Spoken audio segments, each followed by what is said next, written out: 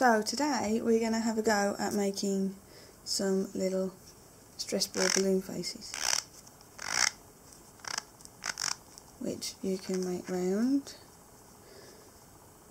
and you can give them noses and dot their eyes in, or you can squish them out completely, and they make these really funny noises if you do them this way, because this one is using just corn flour. I did a different one using corn flour and water, but he seems to have set. I made him a little while ago, and he's set completely hard, but we'll have a look at how to make him another time. Before he sets, we'll make a new one that doesn't look like a brick. So, what will you need? You will need corn flour, just plain corn flour, which some of you may have in the kitchen. I think, yeah, this is quite a full container, but you can get that from pretty much anywhere. Any supermarket sells that. You will need per face 2 balloons. You can just use one. I am using 2 because then there's less likelihood of you making a mess on the floor when you accidentally break it later on. You will need some wool. Today we've got sparkly red. You will need a pair of scissors and a spoon. The spoon is for getting the corn flour in, for which I will use a cut apart bottle which I've turned into a funnel. You can use a normal funnel, however, filling balloons, it's useful to have this thread here because the balloons grab onto it, as you'll see later. And that was simply a small water bottle that I've cut around, so get someone to give you a hand with that. Also, if your mum and dad or whoever has got a funnel with a bit of grip there. Either way, this is probably the easiest way I've found to do them anyway. So, how do we start? So as I said, you want 2 balloons to stop it accidentally ending up everywhere. You do not want corn flour everywhere. As you can see right now, I've got a tablecloth down just to prevent such things, because you don't want to get corn flour everywhere. It is a pain to clean up. So make sure all your surfaces are protected, and then taking your balloons, oh, I should have explained that, sorry. Put one balloon inside the other, like so. We're going to have a yellow face today, and I'm not keen on the colour pink, so that one's going inside. Then, taking your bottle, hold your balloon on, your inner balloon, and stretch that up and around. So as you can see, that's quite secure. Now, take your second balloon,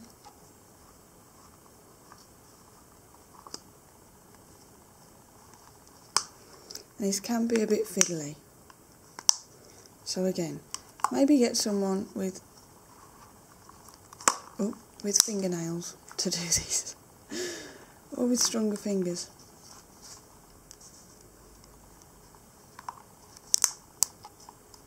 Oh, there we go, look, see, I've ripped it already. But that's okay, because we don't actually need this top part of the balloon.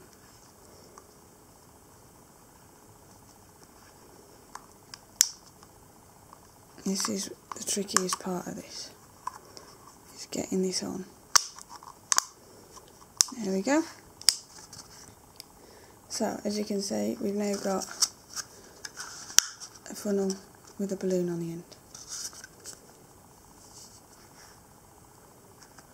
Okay, so I will use that as a rest for now. So, take our corn flour.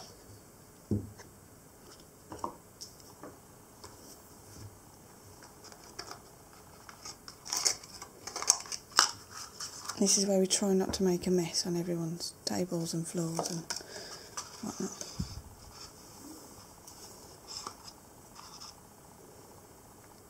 Put some in.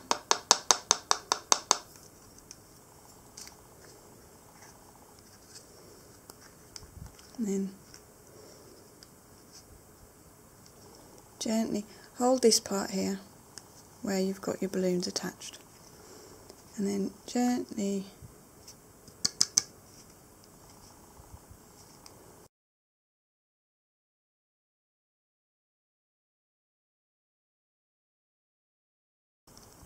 and you can make these as big or as small as you want. You could, if you wanted, just have it that big.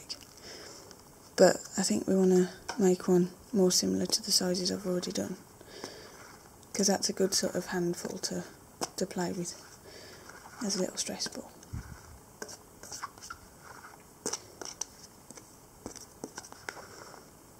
And this does take a little while, trying to get it to go down the hole, especially when it's a balloon. It's quite tricky. But you want to use a balloon because you've got the extra stretch and give. If you don't use a balloon, if you do sort of like with a bag or something, you don't get that same sort of elasticity that you do with a balloon.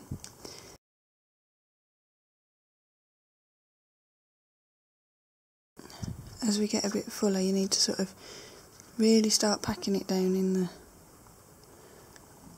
into the balloon. Be quite gentle with the spoon because you don't want to go through the balloon, but just use it to pack the flour down.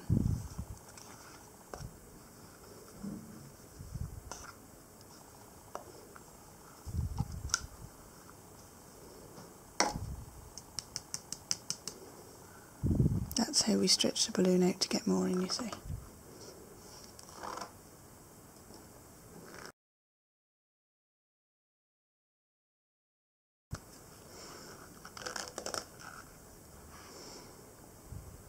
Shall we say that's big enough? Yeah.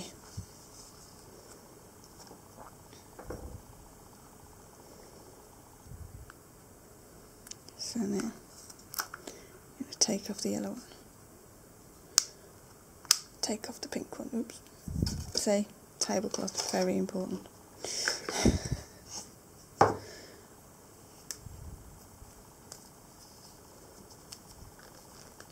Now we need to stretch out this balloon. Oops. And try and make sure there's as little corn flour in there as possible. Shake it all down.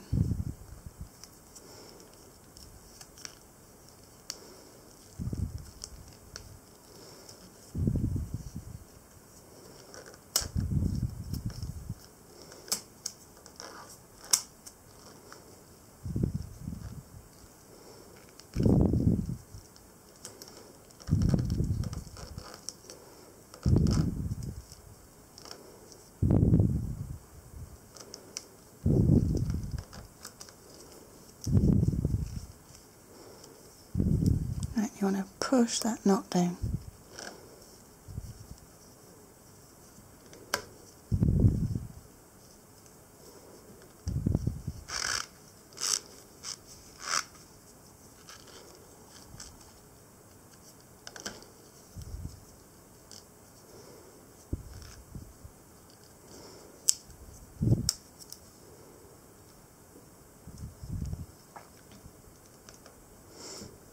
Now, you want to take your inside one and you want to cut off that hard ring because we don't need that. We've already got our knot, and you want to tuck that in.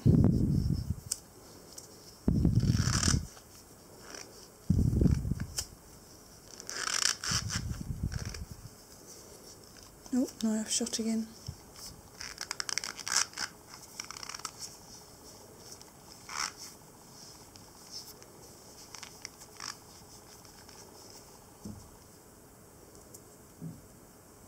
Now you guys will probably have smaller fingers than me, so this bit will be a little bit easier.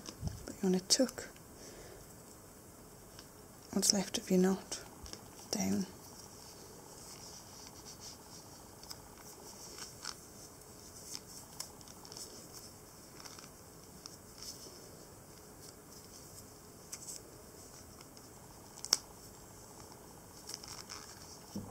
Doesn't want to tuck, does it?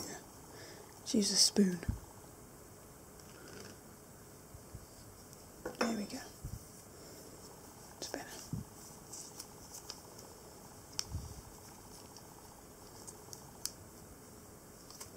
Let's try and do that in frame.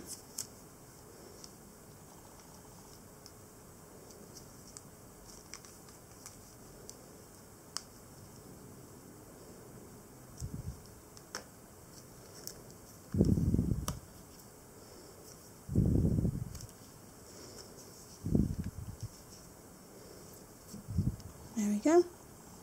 And again, just snip that off. So now we have all our cornflour sealed inside 2 balloons. So next we want to get his hair on, or her hair on, whichever. If you think it's a he or a she. Now, today I'm using red.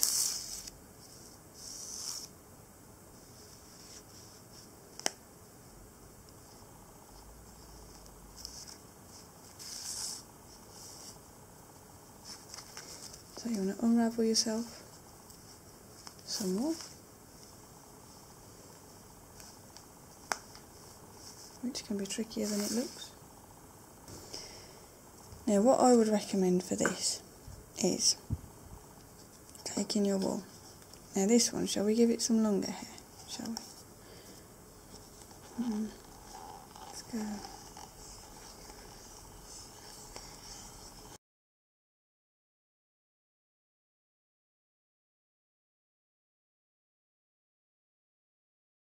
Remember to keep a hold of it like that.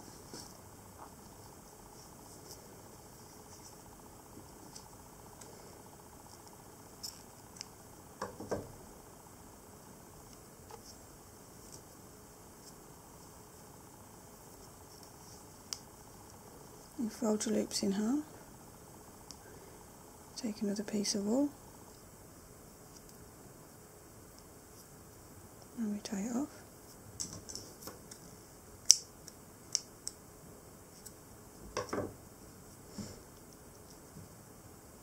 And you take your little man and you want to tie it just below the knot.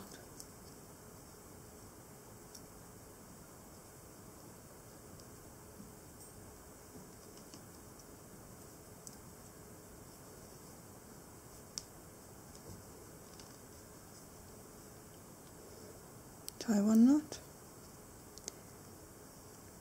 tie a 2nd knot,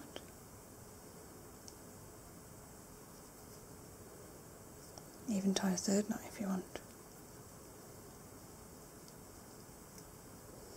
Now, that doesn't quite look like hair, you might be saying. Well, it does if I now go like this. Ta-da! Now our little friend needs a face, so I recommend you squidge him, like so. Give him a bit of a dust, because his face won't work if he's too flowery. And now we go. Eye. Eye. Smiley face. Try a second.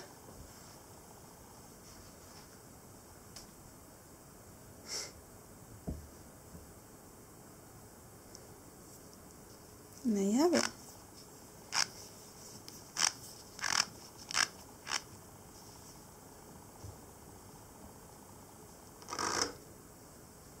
So I hope you enjoyed that. Hope you enjoy making those if you decide to make them yourself. And if you do make them yourself, send me some pictures. I'd love to see what yours look like too. So see you next time.